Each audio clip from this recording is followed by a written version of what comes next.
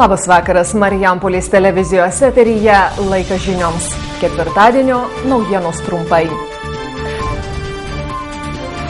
Ar ilgai Marijampolės vaizdą gadins neprižiūrimi pastatai? Nuo šiandien ligoninėse pradeda veikti unikali naujovė, pacientai galės sužinoti, kiek kainavo jų gydymas. Kaip savivaldybės vadovų svarstymus apie nemokamą viešai transportą vertina marijampoliečiai. Nors savivaldybės vadovai paskelbė kovą miesto vaizdą gadinančių pastatų savininkams, netvarkingų pastatų Marijampolėje nemažėja. Apie šią problemą mūsų reportaže.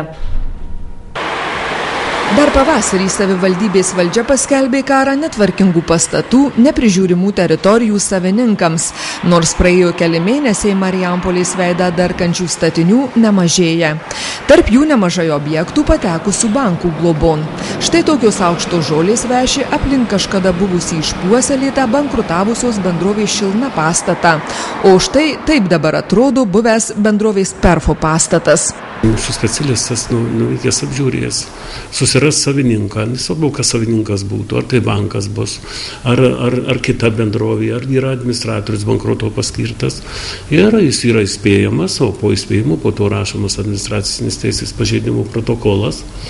Surašus protokolą pritaikoma nuobauda. Jie kviečiami į posėdį, tai yra komisija, kuris sprendžia dėl mokesčių.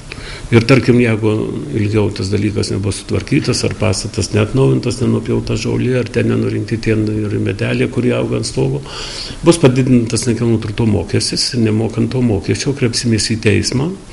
Dėl jo išieškojimo, tai pas juos apsilankys paprasčiausiai antstoliai ir tada, man atrodo, susimokės. Jeigu, tarkim, nuo 1% pakelsime iki kelių procentų, tai mokestis tikrai bus labai ženklus. O bankai irgi, vėlgi, gal biškai neapdairiai, dalino tos kreditus, ar kaip ten įvyko, nežinau, ten jų vidaus reikalas, bet jie privalo. Jeigu turi turtą, privalo prižiūrėti taip, kaip reikalauja įstatymai. Kol kas tarp nubaustųjų tik fiziniai asmenys, įmonės baudų dar nesulaukė. Tiesa, kai kurie gavę įspėjimus žada padėtį taisyti. Vienas iš jų Vytauto 27 savininkas. Radom savininką to pastato, tai irgi jis pažadėjo, kad bent jį taip sutvarkys, kad ar tai bus tinklas, reiškia, užtemptas, ar kaip nors kitaip, kad pirmą, kad nepapultų, ten ypatingai vaikai, į tą pastatą, antrą, kad jis normaliai atrodytų. Kaip kryptyti pastatai yra būdų ir galima tą padaryti, ten jau tikrai yra pažadėta, laukiam dabar, manau, kad iki žiemos tikrai pajudės reikalai. Kada sustabdė statybą ir papuolė klausimai į teismą, ginčiai prasidėjo teisminiai, ir, reiškia, tas kreditas buvo prarastas, lėšos, kurios buvo skirtos statybai, o ta dalis, kuri pastatyta, man atrodo, kad paimta yra banko, ir dabar, reiškia, įgriauti nėra reikalo, gal bankas ieško, kad jį parduos ir toliau kas nors statys. Bet jį aptaisyti galima, aptaisyti tinklu, aptaisyti kitą medžiagą, tiesiog ant tos medžiagos ar ant tinklo ar ant tento galėtų būti net jo fasadas, reiškia, atvaizduotas ir jis gali savo stovėti prie gatvės. Nėra lėšų, šiandien gal rytoj bus, bet koks jis dabar stovi, netenkina nei mūsų, nei jo labiau gyventojų. Bankrutavusių įmonių ar asmenų pastatų dabar atitekusių bankų žinion Marijampolėje kelios dešimtys. Nors bankai bando pastatus parduoti, tačiau pirkėjai kol kas jais nesigundo. Tad nežinia, kiek dar laiko neprižiūrimi pastatai darkys Marijampolės veidą. Jie atitekę dukteriniam bankų įmonėm. Kaip žinom, kad po kainų piko atėjo krizė ir daugelis įmonių bankrutavo ir tie objektai atiteko bankam. Bankam įsteigė dukterinės įmonės, kurios eksploatuoja, prižiūri ir parduoda tą turtą. Tai tie objektai šiek tiek prižiūrimi ir pardavinėjami. Tiesa, jų pardavimas gal stringa šiek tiek, nes aš spėju, kad bankų politika yra tokia, kad neskubėt pardavinėti pakankamai didelę kainą, kad atgaut prarastus pinigus. Todėl kai kurių tokių ir stambių objektų pardavimai vyksta, internete tikrai galima rasti informaciją apie tuos pardavimus, tačiau kainos pakankamai didelės ir jos neprivilioja pirkėjų kol kas. Nuo šiol visi pacientai, kurie gulėjo ligoninėse, galės gauti išsame informaciją apie tai, kiek už jų gydymą sumokėta privalomojo sveikatos draudimo fondo lėšomis. Įvedus šią unikalią naujovę, tikimasi, kad sumažės korupcijos atvejų, geriau jausis patys pacientai. Nuo rugpjūčio 1 pacientų gulėjusių ir besigydžiusių ligoninėse laukia unikali naujovė. Jie galės gauti išsame informaciją apie tai, kiek už jų gydymą sumokėta privalomojo sveikatos draudimo lėšomis. Tie mūsų pacientai, kurie gydėsi ligoninėse ir išrašymo iš ligoninės dieną gaus tokią atmintinę, kur bus parašytas trumpas tekstukas, kur žmogus praėjus maždaug mėnesį laiko, nes tiek reikia informaciją apdoroti, kur žmogus turi kreiptis, kad gautų informaciją apie ligoninėje jam suteiktas paslaugas ir kokias kainas privalomasis sveikatos draudimas sumokėjo už jo gydymą ligoninėje. Informaciją apie savo gydymą ir jo kainą ligoninėje pacientas gali gauti keliais būdais. Pateikęs prašymą teritorinėms ligonių kasoms, teritorinių ligonių kasų atstovui savivaldybėje arba apsilankęs internete. Tokius duomenis pateiks teritorinės ligonių kasos apibendrinusios gydymo įstaigų pateiktą informaciją. Ten bus surašytos žmogui suteiktos paslaugos ir jų kainos. Tos kainos, kuriamis Lietuvoje privalomas sveikatos draudimo fondas moka už tokį gydymą. Tos kainos ten gali būti įvairios. Paprastai ligoninėms mes mokame vieną kainą už visą paciento gydymą, kaip taisyklė. Tai tokiu atveju tai bus viena kaina. Bet jeigu buvo dar pacientui ar kokie tyrimai daryti, ar kitos procedūros, kas nėra įtraukta į tą bendrą kainą, tai tada tos kainos bus parodytos atskirai. Toj pačioje ataskaitoje pacientas taip pat matys ir tai, ką jisai pats oficialiai sumokėjo. Šis svarbus žingsnis pasitarnaus tobulinant sveikatos priežiūros sistemą, mažinant korupcijos apraiškas joje ir stiprinant paciento vaidmenį. Mes manome, kad jeigu pacientas žinos, kiek buvo sumokėta už jo gydymą ligoniniai, tai jisai žinos, jisai toj sistemoje, jo vaidmuo bus didesnis, stipresnis, jisai supras, kad už jo gydymą, nėra taip, kad už jo gydymą ten ar nemokėtų visai, ar beveik nemokėtų ar panašiai, kad už jo gydymą yra toksai privalomas sveikatos draudimo fondas, kuris už jo gydymą sumoka. Jis sumoka, kad ta suma gali būti ir keli šimtai litų, o gali būti ir keli tūkstančiai, ir keliasdešimt tūkstančių. Ir tą informaciją pacientas turės. Mūsų manymu, dėl to jisai iš tikrųjų galės jaustis nuo tokių labiau pilnaverčių sistemos klientų. Lietuvoje mes iš 3 milijonų gyventojų apie 1,2 milijono turim tokių, kurie dirba ir moka privalomas sveikatos draudimo mokesčius. Tai mes taip pat matom, kad tai gali būti visai nebloga atskaitomybė PSD mokesčių mokėtojams. Jie moka įmokas taip ir tie iš jų, kurie gydėsi ligoniniai, jie taip pat pamatys, kad ne veltui jie moka ir tas fondas, į kurį jie moka, irgi kažką už juos sumoka. Tai juos ištinka bėda. Iš teritorinių ligonių kasų pacientas gaus popierinę ataskaitą, kurioje jis ras informaciją apie tai, koks gydymas jam buvo taikytas gulint ligoninėje ir kiek jis kainavo. Panašią informaciją apie gydymo metu suteiktas paslaugas bei jų kainas galima gauti ir internetu per savo elektroninės bankininkystės sistemą ir įėjus į elektroninių valdžios vartų portalą www.epaslaugos.lt. Siekiant išvengti automobilių spūsčių, Marijampolėje svarstoma nemokamo viešojo transporto galimybė. Kaip tokią idėją vertina gyventojai? Ar nemokamas važiavimas autobusu paskatintų namuose palikti automobilį? Marijampolės savivaldybės valdžia svarsto nemokamo viešojo transporto galimybę. Taip tikimasi sumažinti automobilių spūstis ir didžiulį stovėjimo aikštelių miesto centre poreikį. Tokias mintis marijampoliečiai vertina labai palankiai. Aišku, kad gerai.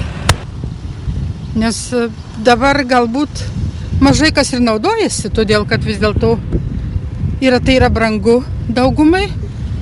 O kai bus nemokamas tikrai daugiau naudosis, nes aš atsimenu savo laikas, aš ir naudojausi, o dabar niekada. Aš geriau iš centro pareinu pėkšti namo. Aš manau, kad viešas transportas yra gerai, nes yra socialinis sluoksnis, kuris turbūt neturi savo nuosavų transportų arba, ir sakykime, dėl taršos, dėl pačių miestų taršos, manau, kad tai puikia idėja. Labai gera mintis. Sakyčiau, tikrai miesto žmonės naudosis tą paslaugą, nes aikštelių centre, sakykime, nėra prie darbo vietų, prie darboviečių taip pat aikštelės, o transporto, sistema visa, infrastruktūra galėtų būti tikrai geresnė Marijampolėje. Tai būtų labai gerai. Nors valdžia savivaldybės pabustų kažką tai žmonėm padarytų. Aš tai skaitau, nors aš nevažinėjau. Aš centre vaikštau tik tai. Aš dėl transporto nelabai suinteresuota, bet aš skaitau, kad gerai būtų. Kiti važinėja. Gerai, nors aš nevažinėsiu gal, ale man čia arti, aš daugiausiai vaikštau, bet čia protinga dėl kitų žmonių. Labai protingas atvejis. Tik ar tikrai galimybė nemokamai važinėti visuomeniniu transportu paskatintų gyventojus namuose palikti automobilius ir persėsti į autobusus? Nemanau. Todėl, kad kaip ne kaip, kiekvienam name, prie kiekvieno namo stovi bent po porą automobilių. Tai vidurkį jau gal dar net ir daugiau.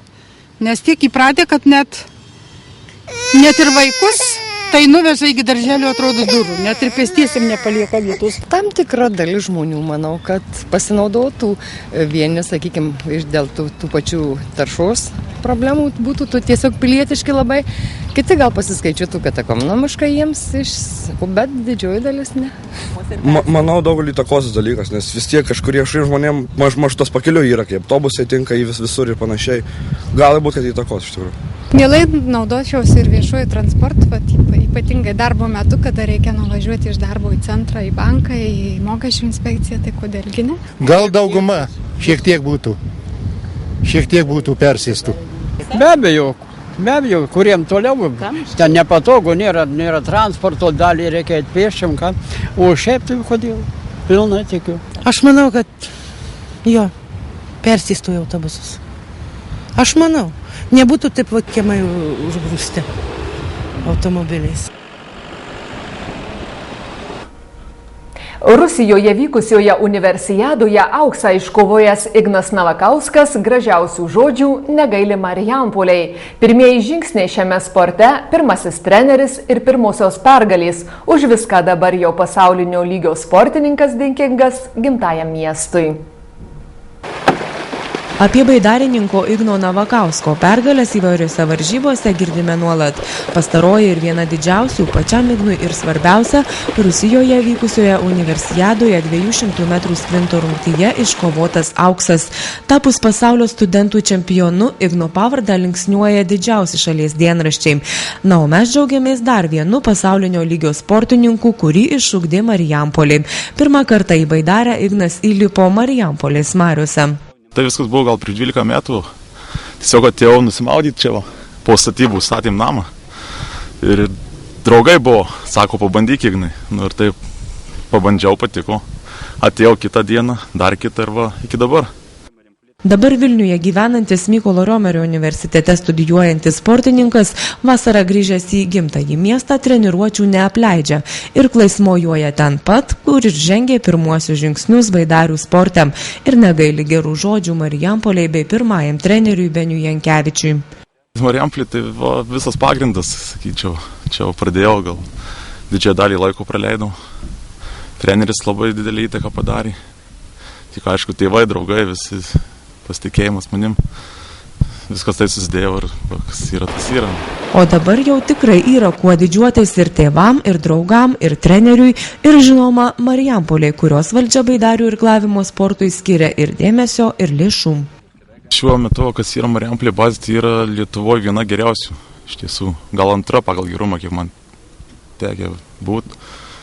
Tai viskas yra dušai, štangų. Pratimų galima įvairiausiai daryti, valčių daug, aplinka labai graži, o kai viskas prasidėjo, tai gyvendavom tiksliau sportuodam, galima sakyti, tai ir gyvendavau.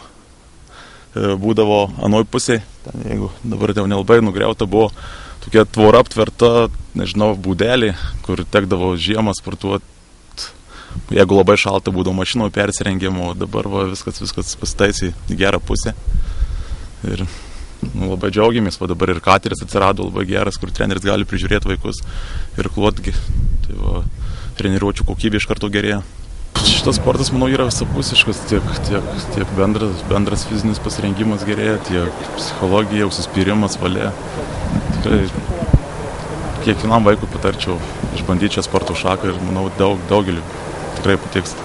Na, o Ignui linkime geriausių startų po mėnesio vyksiančiame pasaulio čempionate Vokietijoje ir žinoma sėkmės siekiant didžiausios svajonės olimpinio aukso.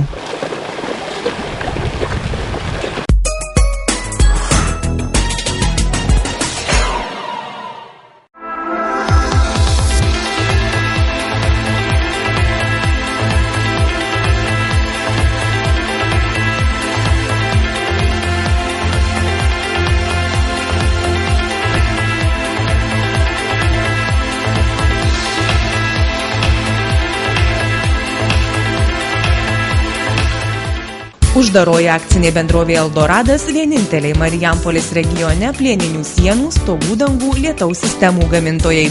O štai tokio profilio čerpės imitaciją aukštos bangos ir daug tvirtesnė už kitas bendrovė Eldoradas gamina apskritai vieninteliai Lietuvoje. Žaliavas įmonė atsiveža iš Prancūzijos, todėl garantuoja kokybišką ir ilgaamžę produkciją. Dirbama švediškomis automatizuotomis staklėmis pagal švedų technologiją, o profesionalūs meistrai greito ir kokybiško darbo garantas. Bet koks užsakymas įvykdomas per savaitę ir greičiau. Bendrovės Eldoradas produkcija gausiai naudojama ir Lietuvoje, ir už jos ribų. Įvertinkit kokybę bei profesionalumą ir jūs. Orų prognozę pristato televizijos ir interneto tiekėjas Seagates.